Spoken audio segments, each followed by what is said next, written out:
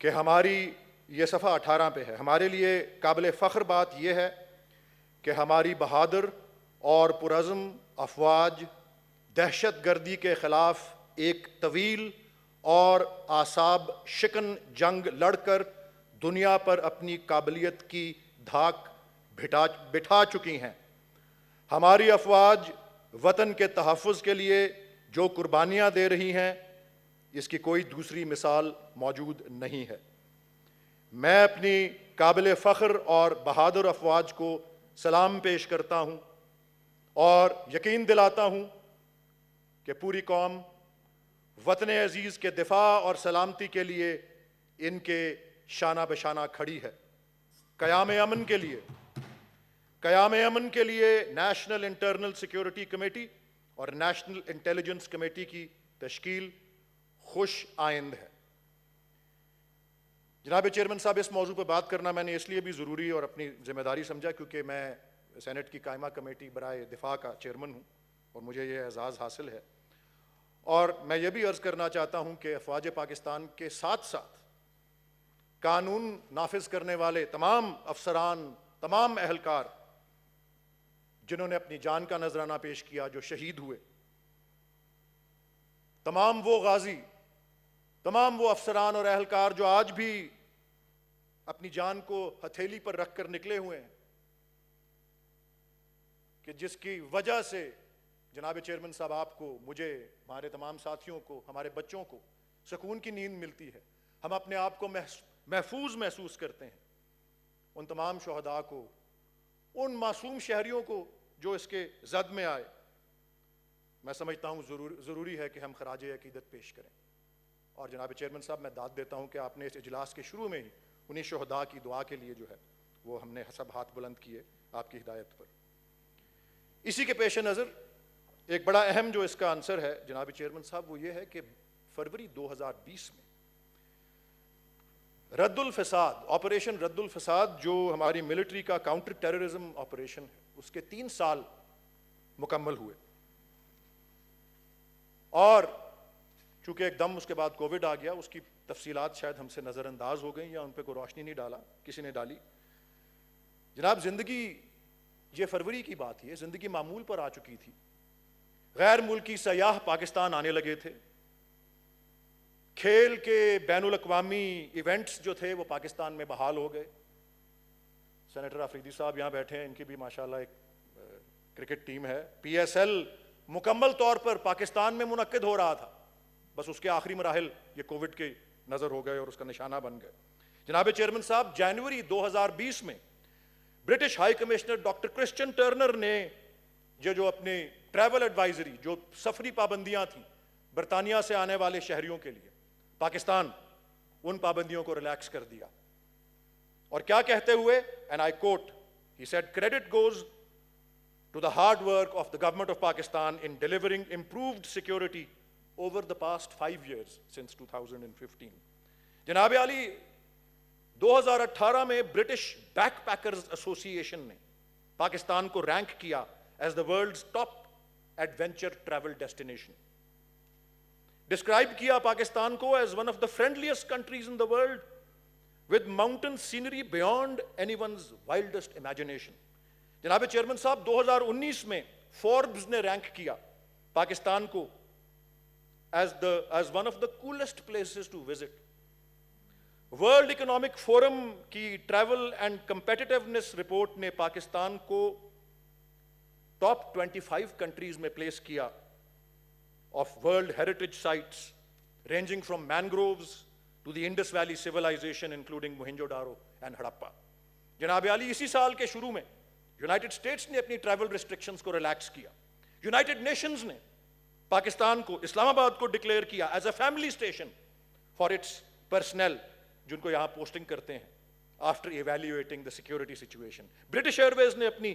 پروازوں کو بحال کر دیا، بہت سے 8-10 سال 12 سال جو میریٹ کا انسیڈنٹ ہوا تھا اس کے بعد۔ یہ کس کے ایفرٹس تھے؟ یہ ہمارے ان بہادر لا انفورسنگ ایجنسیز کے، ہماری پیراملٹری فورسز کے، ہمارے افواج کے۔ اور جناب عالی،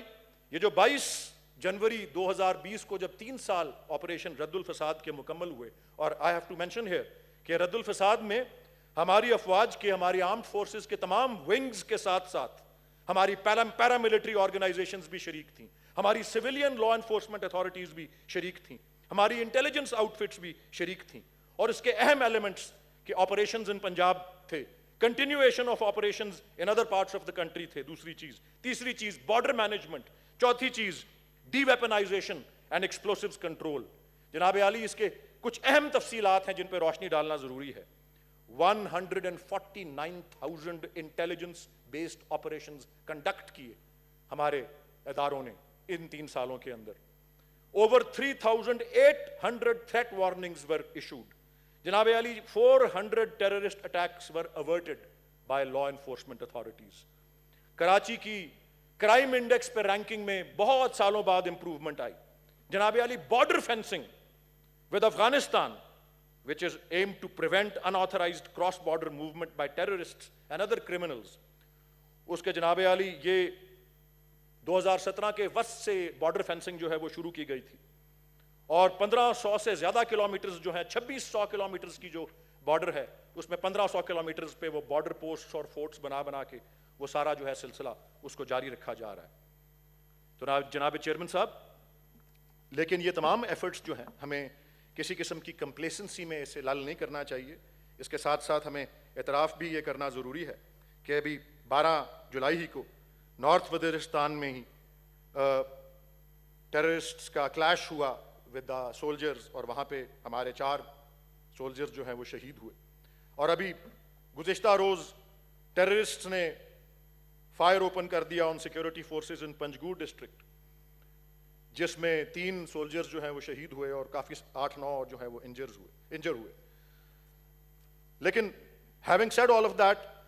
میں سمجھتا ہوں یہ تمام وہ تفصیلات ہیں جو کووڈ-19 کی وجہ سے ہماری اٹینشن جو ہے وہ ڈائیورٹ ہوئی ہے, تو ہم داد نہیں دے پا رہے, ہم اکنالج اور ریکگنائز نہیں کر پا رہے کہ کس طرح سے جو ہے پاکستان کو سیکیور اور ایک محفوظ جو ہے سرزمین بنایا گیا ہے, جس کے اندر بہت سے, کہتے ہیں ابھی کشمیر کی بات ہو رہی تھی تو ایک رجب طیب اردوغان نے استنبول میں ایک جلسے کے اندر علامہ اقبال کے ایک شعر میں ایک لفظ بدل کے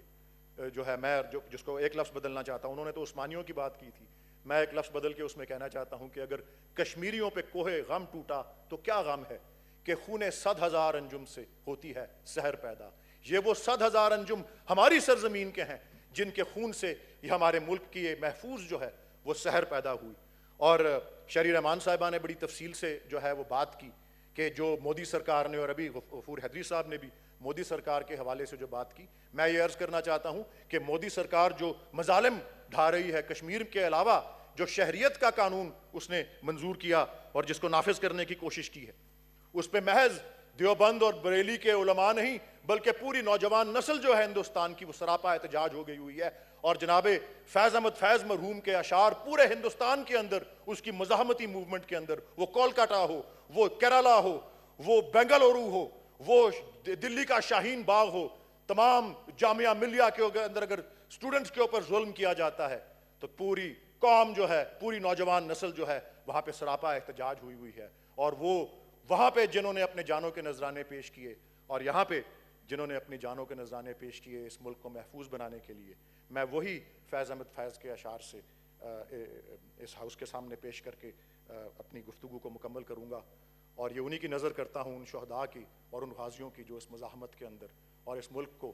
اور اس خطے کو پرامن اور ظلم سے آزاد بنانے کے لیے کھڑے ہوئے ہیں, کہ ہم دیکھیں گے,